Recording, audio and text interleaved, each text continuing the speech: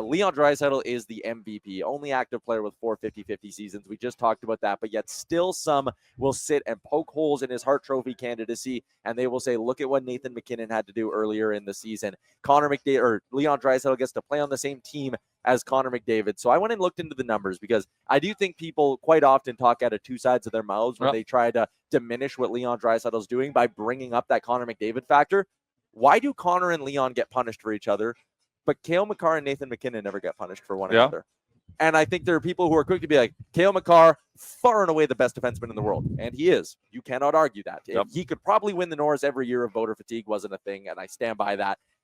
But the fact that everyone's so quick to be like, Connor gets to play with Leon, Connor gets to play with Leon. At 5-on-5 this year, Leon, I should say, has been with Connor for 406 minutes.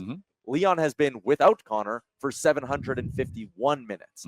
He has spent almost twice as much time away from McDavid at 5-on-5 as he has with him.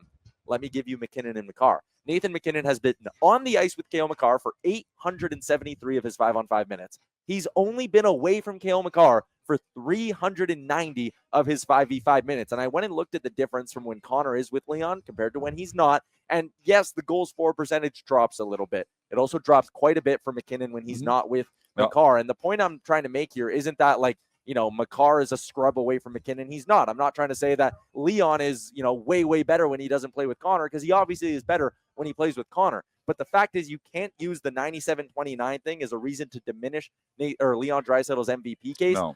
If you're going to then point to Nathan MacKinnon and call him the MVP. Like 4 years ago or 5 years ago, maybe. Yeah. Maybe. But there's you just lay the numbers. The body of work stands on its own there. It tells you that he drives play and performs well without McDavid. And we have the luxury of pairing those two together. So, of course, we do that. That also tells me that, man, we're taking lots of penalties if they've got so much ice time together. Well, that too. And then how about this? This is courtesy of Natural Stat Trick, tremendous stats resource. At all strengths, Leon and Connor have been on the ice together for 63 of Leon's 104 points. So, Jay, you're the numbers guy. Roughly 60%. Yeah, roughly 60%. Right around there, right? Right around there. MacKinnon and Makar have been on the ice together for 81 of McKinnon's 109 points this season. Jay, numbers guy, roughly 80%. Yeah, roughly 80%. You're this guy. Human calculator over here. Get one shot of fireball in me, and I saw it on the flight down. I was looking at Tyler, and it was very weird. He raw dogged the whole flight, but he was staring also at like a multiplication table. Yeah. Like he's really trying to become a student of the craft of math. Grind never stops. 6 by 6, 36. Boom. What's 7 by 7? 49. Bang. Attaboy. You weren't sure. You looked at me. But anyways, my one big take, and listen, I'm going to fire up the chat here, and I don't think anyone is going to be disagreeing with me because this is Oilers Nation every day. He is the MVP. If Connor Hellebuck's having a great season, but is Connor Hellebuck having such a great season compared to other goalies historically that he deserves to be the MVP? Like, I think somewhere there's a case for it, but that then needs to, like, a goalie needs to be so good that he can transcend how you view the award, how you view the Hart Trophy.